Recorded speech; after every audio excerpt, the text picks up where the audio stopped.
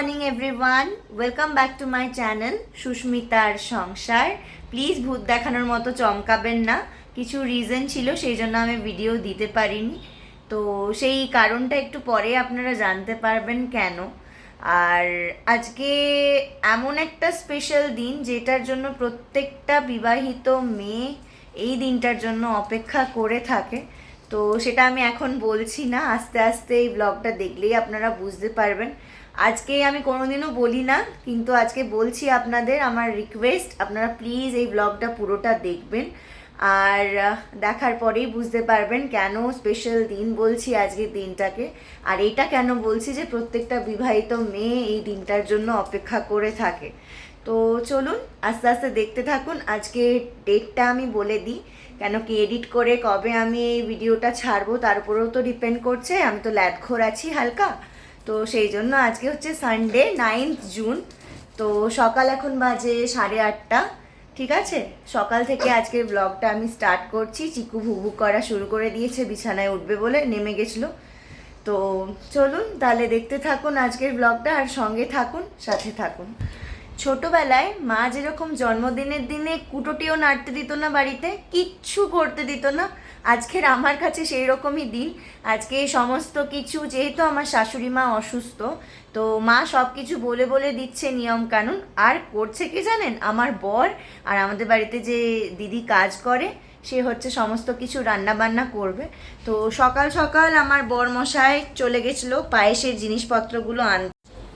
এই যে পায়েসের সব জোগাড় রেডি, দুধ, চিনি, যা যা লাগে, গোবিন্দভোগ চাল, কাজু, কিশমিশ।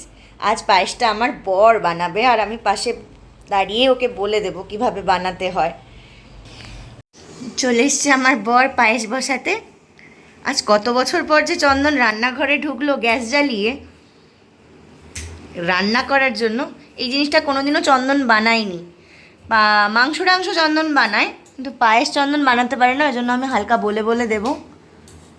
জানে যদিও।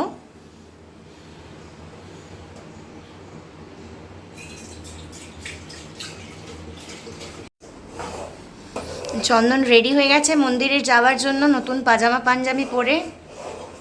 আর অলমোস্ট আমার এখানে পায়েসও ডান, একদম ঠিক আছে, পারফেক্ট। বন্ধ করে দাও। হ্যাঁ, এই যে এটা হচ্ছে আজকের চন্দনের লুক। চন্দন টাকা পয়সা গুনতে ব্যস্ত। ভিখারি হলে মানুষ এই রকম করে কয়েন করে, ভগবান ভিখারি হয়ে গেছে গো ছেলেটা খরচা করে করে। ঠাকুরমশাই কয়েন খুঁজবে না, 1 টাকার কয়েন দেখছিলাম আছে। এই যে এই নতুন পাজামা পাঞ্জাবিটা কিনেছে আমার শাড়ির সাথে ম্যাচ করে, ইয়েলো কালারের পাঞ্জাবি। সব কালকেই সন্ধেবেলা গিয়ে আনা হয়েছে শপিং করে। ও আর মা যাবে মন্দিরে। আর এখানে এই যে মন্দিরের সব জিনিসপত্র টেবিলের ওপর রেডি করা হয়েছে, এগুলো ব্যাগে ঢোকানো হবে। এইটায় আমি বসবো, এই আসনটায়, যখন খেতে বসবো। আর এখনও কিন্তু বলিনি আমি যে কী কারণে আজকের প্রোগ্রাম হচ্ছে। আর আলতা সিঁদুর আছে এখানে, মালা ঘুমসি আছে, আলতা আছে, আর এখানে 5 রকমের ফল আছে। আম এনেছে, আপেল এনেছে, এটা আছে লিচু, এটাই আছে কলা, আর হচ্ছে শাঁকালু। এটাই আছে 2 রকমের মিষ্টি, একটা প্রদীপ মিষ্টি আর 5 রকমের মিষ্টি।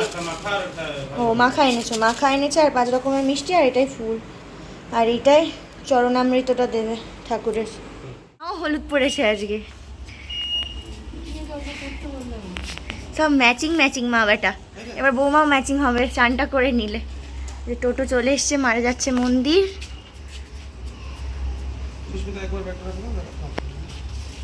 মাকে আস্তে আস্তে তুলে নাও। মা ওই গুটিরগুলোর কাছে দেখে যাবে। হ্যাঁ, খুব আস্তে আস্তে, সাবধানে।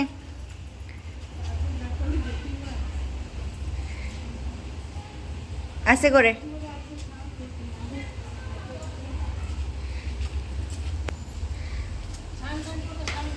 হ্যাঁ রেডি হয়ে যাচ্ছে। হ্যাঁ আজকে গরম আছে তো। যাও সব সাবধানে দেখে শুনে দেবে। আর যদি গরম লাগে লক্ষ্মীদার সাথে পাঠিয়ে দিও। কতক্ষণ লাগবে তো জানো না পুজো করতে।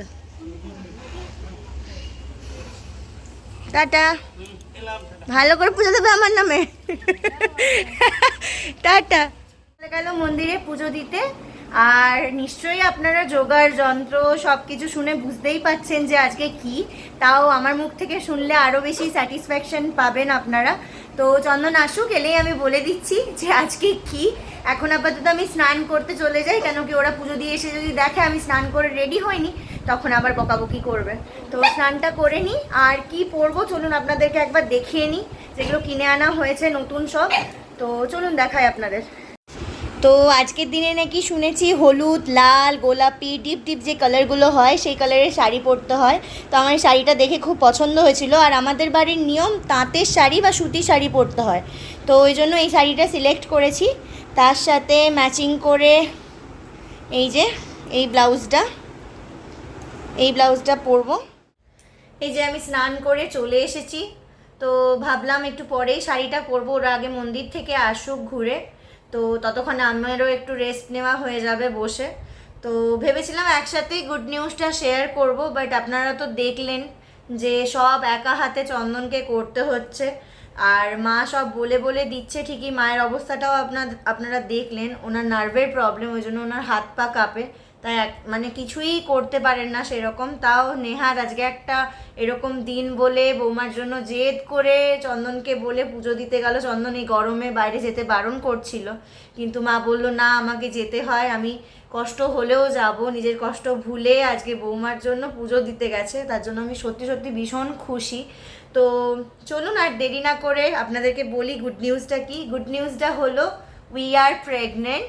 তো এর পেছনে আমি ডেটটা লিখে রেখেছি 20/1/2024, দুটো কিট আমার কাছে, বিকজ তার 6 দিন পরে আবার আমাদেরকে ডক্টর টেস্ট করতে বলে অ্যাপ্রোপ্রিয়েট রেজাল্টটা আসার জন্য। আমার ভীষণ আর্লি প্রেগনেন্সি ধরা পড়েছে, তো এটা 20 তারিখে আমরা যেদিন ফার্স্ট টেস্ট করেছিলাম, দেখুন এখানে একটা ফ্রেড দাগ আছে, তো সেটাই আবার কনফার্ম করার জন্য 6 দিন পর আমাদেরকে আবার টেস্ট করতে বলেছিল। এইটা একদম ডিপলি দুটো লাইন এসছে। তো সেটা 26 তারিখ ছিল, সেটা সেকেন্ড টেস্ট, আর ফার্স্ট যেদিন টেস্ট করি সেদিন 20 তারিখ। একটু দুঃখ লেগেছিল, বিকজ অনেকে টেস্ট করে, তারপরে নিজেদের এক্সপিরিয়েন্সটা শেয়ার করে, নিজেদের ইমোশনসটা শেয়ার করে ক্যামেরাতে, বাট আমাদের ক্ষেত্রে সেটা হয়নি, বিকজ আমরা ক্লিনিকে ফার্স্ট টেস্ট করেছিলাম, টেস্ট করে জানতে পারি যে 5.5 বছর পর, 5 বছর 1 মাস পর যে আমরা প্রেগনেন্ট, এটাই। আর সেই অনুভূতিটা, আর সেই আনন্দটা, আর সেই 5 বছরের অপেক্ষাটা, একটা বেবি চাওয়ার বা একটা সন্তান আসার সেই খুশিটা, সেই অনুভূতিটা হয়তো আমি বা চন্দন কেউই দুজনে আপনাদের বলে হয়তো বোঝাতে পারবো না। সেটা আপনারা যারা 1 বছর, 5 বছর, 3 বছর, 12 বছর যারা মা হয়েছেন তাদের আমার মনে হয় সবার ইমোশন সেম। বাট আমাদের ক্ষেত্রে জার্নিটা একটু কষ্টের ছিল, ফিজিক্যালি বলুন, মেন্টালি বলুন। সেই জার্নিটা আমি একদিন অন্য আরেকটা ভিডিওতে আপনাদের সাথে শেয়ার করব অবশ্যই। আর আজকে আমার 5 মাসের স্বাদ, সেটা আপনারা জোগাড় যন্ত্র দেখে নিশ্চয়ই বুঝতেই পেরেছেন। আর চন্দনকে এদিক ওদিক খুব দৌড়াদৌড়ি করতে হচ্ছে, উপরে রান্নাবান্নাগুলোও দেখতে হচ্ছে, তার মধ্যে আমাদের হাউস হেল্পটা আছে বলে কাজের যে দিদি, সে অনেকটা হেল্প করে দিচ্ছে সমস্ত রান্নাবান্নাগুলো দেখা করা, কিন্তু বাজারে যাওয়া, বাজার করা, পুজো দিতে যাওয়া, পুজোর জিনিসপত্র কিনে আনা, এসব জিনিসগুলোর জন্য চন্দনকে ছোটা দৌড়া করতে হচ্ছে। আমার খুব ইচ্ছে ছিল একসাথে দুজনে বসে আপনাদের সাথে এই নিউজটা শেয়ার করব, বাট সত্যি অনেক দেরি হয়ে যেত। ও যদি আবার আমার সাথে এসে বসে ক্যামেরায় কথা বলতে যেত তাহলে সময়টা চলে যেত, আর তখন বড়দের কাছে বকাবকি শুনতে হতো। তো এটাই আজকের স্পেশাল দিন। খুব সাধারণভাবেই নিজেদের পরিবারের শুধু লোকগুলোকে নিয়ে আজকের এই প্রোগ্রামের প্ল্যানিংটা আমি আর চন্দন দুজন মিলে করেছি, কোনো লোকজন সেরকম ডাকিনি। তো আমরা 4 জন, আমি, আমার শ্বশুরমশাই, শাশুড়িমা আর চন্দন, আর আমাদের ওই যে কাজের দিদি বললাম ওর একটা ছোট ছেলে আছে, এই সবাই মিলেই একটু খাওয়া দাওয়া করব। আর যা নিয়ম কানুনগুলো আছে ওগুলো তো মন্দিরে ঠাকুরমশাই করে দেবেন বলেছেন। আর আজকের এই দিনটা পাওয়ার জন্য দুটো মানুষের নাম না বললেই নয়। তো সেই দুটো মানুষ হলো অবভিয়াসলি আমার সাপোর্টিভ হাজব্যান্ড চন্দন, যাকে ছাড়া হয়তো এই জার্নিটা মানে আসতোই না, হতোই না। আর আরেকজন যার কথা আমি চন্দন দুজনে আমি আজকে চন্দনের হয়ে বলে দিচ্ছি, চন্দন হয়তো পরে কখনো আপনাদেরকে ভিডিওতে বলবে। যদি আমি আর চন্দন তার নামটা না নিই তাহলে হয়তো আমাদের পাপ হবে, তার কাছে আমরা সারা সারা সারা জীবন ঋণী থাকবো। সেটা হচ্ছে আমাদের ডক্টর, সাপোর্টিভ ডক্টর বলবো, ডক্টর পারমিতা হাজারি, কলকাতার ডাক্তার উনি, আপনারা অনেকেই হয়তো ওনার নাম শুনেছেন। তো উনি যদি আমাদেরকে একইভাবে সাপোর্ট না করতো আর মনের জোর না দিত তাহলে হয়তো আমরা ন্যাচারালি কনসিভ করতে পারবো না। অনেকে হয়তো ভাবে 5 বছর পর বেবি নিয়েছি মানে আইভিএফ করেছি, আইইউআই করেছি, অনেক কিছু করেছি, একদমই না। উনি প্রথম দিন থেকে আমাদের মনের জোর দিয়ে এসছে, সাপোর্ট দিয়ে এসছে যে না, তোমাদের ন্যাচারালি তোমরা কনসিভ করতে পারবে, তোমরা শুধু একটু নিজেদের রেস্ট্রিকশনে চলো, নিজেদের রুটিনের মধ্যে থাকো, খাওয়া দাওয়া, ডায়েট, ওষুধপত্র সব কিছু। তো ওনার কথা না বললে নয়। এখনও স্টিল নাও আমার 5 মান্থ শেষ হতে যায়, 6 মান্থে পড়বো। উনি এত সাপোর্ট করেছেন প্রত্যেকটা বিষয়ে যে বলার মতো না। তো সেই নিয়েও আমি আরেকটা ভিডিও কোনো আরেকদিন আপনাদের সাথে শেয়ার করব। এই মানুষটার নাম না নিলে সত্যি মানে উনি আমাদের কাছে ভগবান। তো আমি বলছি আমার চোখ থেকে জল আসছে। তো ইমোশনাল হওয়ার আগে, আমি আজকের দিনে কান্নাকাটি একদমই করতে চাই না, ইমোশনাল হওয়ার আগে চলুন তাহলে তাড়াতাড়ি করে আমি রেডি হয়ে যাই। চন্দন মন্দিরে গিয়ে কিছু ভিডিও করেছিল, তার ছোট ছোট ক্লিপসগুলো আমি আপনাদের সাথে শেয়ার করলাম। কিন্তু ও তো ইউটিউবের ভিডিও কিভাবে করতে হয় বা এডিট কিভাবে করতে হয় জানে না। পাগলটা দেখুন লম্বায় ভিডিওটা করে এনেছে, ল্যান্ডস্কেপে না করে। তো এটা একটু আপনারা অ্যাডজাস্ট করে নিন। আর এই যে এখানে চরণামৃতটা বানাচ্ছে, এটাই হচ্ছে 5 মাসের আসল জিনিস। তো এটাই এখানে ঠাকুরমশাই বানাচ্ছেন মন্ত্র পড়ে পড়ে। তো সেটার ভাগ্যিস ক্লিপসটা চন্দন নিয়েছিল তাই দিতে পারলাম। মধু দৌরস্তনবিতাম মধুমাস্তু সূর্য মাদ্রির্গাবো ভবন্তু না অং মধু অং মধু অং মধু অং ত্রম্বকং যজামহে। আমি রেডি, স্নান টান করে কমপ্লিট। আর এদিকে মা আর চন্দনও পুজো দিয়ে মন্দির থেকে চলে এসছে। দোতলায় সমস্ত কিছু আয়োজন করা হয়েছে, সমস্ত প্রোগ্রাম হবে। একটু পরে আমি উপরে যাব। চন্দন আরেকবার বাজারে গেল, কি একটা আনতে ভুলে গেছে দুপুরে রান্নার জন্য, সেই জন্য খিদে আমার পেট চুইচুই করছে। আর আর কি বলবো, আর কেমন লাগছে আমাকে অবশ্যই জানাবেন। তো দিস ইজ মাই লুক।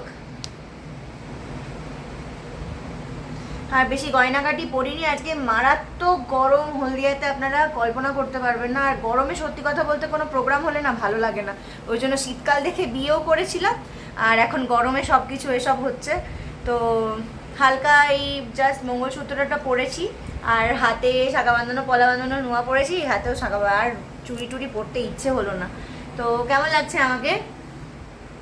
ফুল আনতে বলেছিলাম, চন্দন ফুল পাইনি, সাদা ফুল মাথায় আঁটবো বলে। তো ঠিক আছে, এমনিতেও চুল ভিজে, আর কি খোপা করবো আর কি ফুল আঁটবো, তো এইটাই।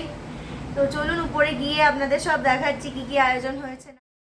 এই যে আমি উপরে চলে এসেছি, আর চন্দনার মা তো অলরেডি আগে থেকে উপরেই আছে। তো এইখানে ওই যে দিদি আছে না, ওই দিদিকে মা বলছিল সুস্মিতাকে একটু আলতা পরিয়ে দেয়। আর সত্যি কথা বলতে আমার আলতা পরলে পা প্রচণ্ড পরিমাণে ফেটে যায়, আমার স্কিনে একদম আলতা স্যুট করে না। আমি বোধহয় লাস্ট আমার বিয়েতে আলতা পরেছিলাম আর 1 বছর লক্ষ্মী পুজোতে। তো তারপর থেকে আমি আলতা পরি না, আমার পায়ের অবস্থা খুব খারাপ হয়ে যায়। তাই আমি মাকে বললাম, মা গো না পরলেই নয়। মা বললো দেখ কি করবি। আর এমনিতেও প্রেগনেন্সির পেটের কারণে, পেট বড় হয়ে যাওয়ার পর থেকে না আমি পা পর্যন্ত পৌঁছাতে পারি না। চন্দনকেই বলি সাবান টাবান লাগিয়ে দেওয়ার জন্য। তো সেই জন্য বললাম একদম অল্প করে নিয়ম রক্ষার জন্য ছুঁইয়ে দাও। ওই জন্যই আমার এই শুধু বুড়া আঙুলটা আর গোড়ালিতে হচ্ছে ছুঁইয়ে দিচ্ছে। আমি বললাম পুরোটা আমাকে পরিও না, আমার পায়ের অবস্থা খুব খারাপ হয়ে যাবে। তাই ওই জন্য দুটো পায়ে ছুঁইয়ে দিল। এই যে এখানে প্রথম মায়ের আশীর্বাদ দিয়ে আজকে স্বাদের উদ্বোধন হলো। আর আমাদের উপরে ঠাকুর ঘরের শাঁখটা নিয়ে অনেকক্ষণ ধরে দিদি ট্রাই করছিল, শাঁখটা বাজানোর, কিছুতেই বাজাতে পারছিল না। তারপরে মায়ের কাছে ফাইনালি শাঁখটা আসতে, ওই যার ঘোড়া সেই চালাতে পারে, মাই একমাত্র ওই শাঁখটা বাজাতে পারলো।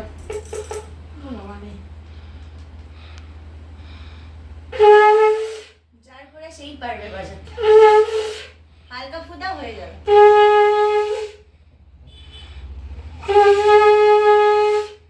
দাঁত কি আছে?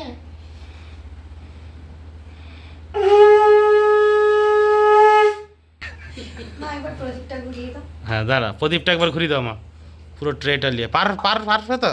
না পারবে না, পুরো ট্রেটা নিয়ে তুমি শুধু প্রদীপটাই ঘোরাও। ছোট প্রদীপ তুললে, ছোট প্রদীপ তুলো, হালকা, একদম হালকা। 3 বার, 1 2 3। চরণামৃতটা আগে, হ্যাঁ ওটা রাখো কাছে। ধান দুর্বাদ একটু আশীর্বাদ করে দাও।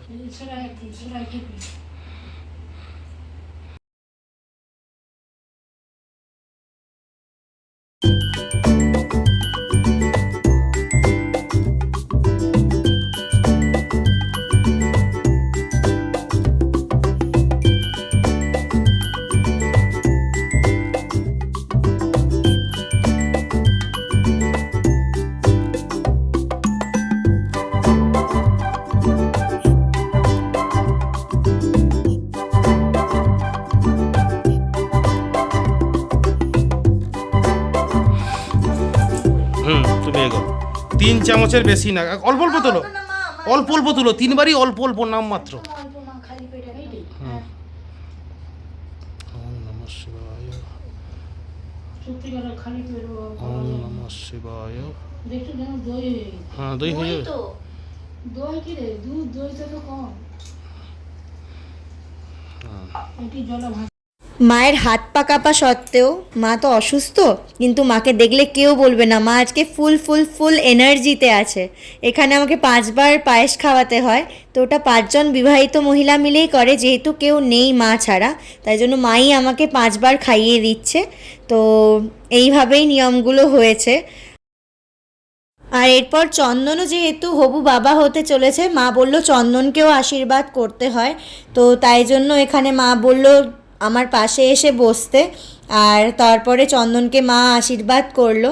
আনফর্চুনেটলি বাবা যখন আমাকে আশীর্বাদ করছিল তখন সেই ভিডিওটা চন্দন করতে ভুলে গেছে। আর পেছনে দিদিও ওয়েট করছে। আমি দিদিকেও বললাম তুমিও যেহেতু বিবাহিত তুমিও আমাকে পায়েস খাওয়াতে পারো, মাও বলল আমাকে পায়েস খাইয়ে দেওয়ার জন্য। এরপর আমি বড়লোক হয়ে গেলাম। কেন বলছি জানেন এই কথাটা? এরপর মা আমাকে আশীর্বাদ দিতে 500 টাকা দিল, বাবা 100 টাকা দিল। নিজের কাছে টাকা পেলে না কীরকম বড়লোক মনে হয়। দেখা যাক এরপর বর কী দেয়।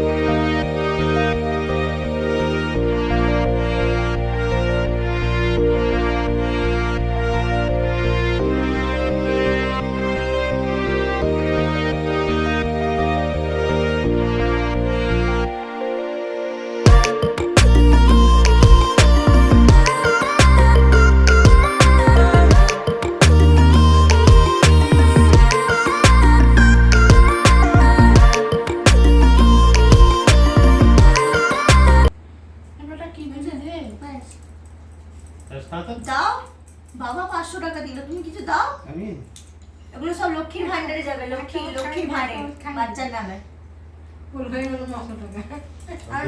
নিজে খাও। তুই বাবুকে খাই দে, বাবু তোকে খাই আর একটা বাটি দে না। না ও খাক, আমি খাবো। আমি এখানে মিষ্টি দিবে প্লাস। তাহলে টাকাটা দা নিচে দিয়ে দে। কার তুই তো দিলে টাকা। না ওটা তো বাবা দিছে। বাবা দি যে আমাদের প্লাস এর টাকা ঠিক আছে, ব্যাগ দাও। তোকে পয়সা দিতে হবে। টাকা দাও। সেই বিয়ের সময় পেয়েছিলাম, এখন আমার দাও। এইটা কি? আবার কত টাকা দেবো? লাগবে না তোমার টাকা। দাও কোনোদিনও বউকে টাকা দাওনি, দাও। ধন্যবাদ। সব নিয়ে নেবো। ইলিশ মাছের দাও। সব নিয়ে নেয়, রাখে না আমার কাছে কিছু। না পয়সা রাখবি কাউকে দিবি না। দিদির কাছ থেকে ফোনটা নিয়ে একটা ছবি তুলে দাও।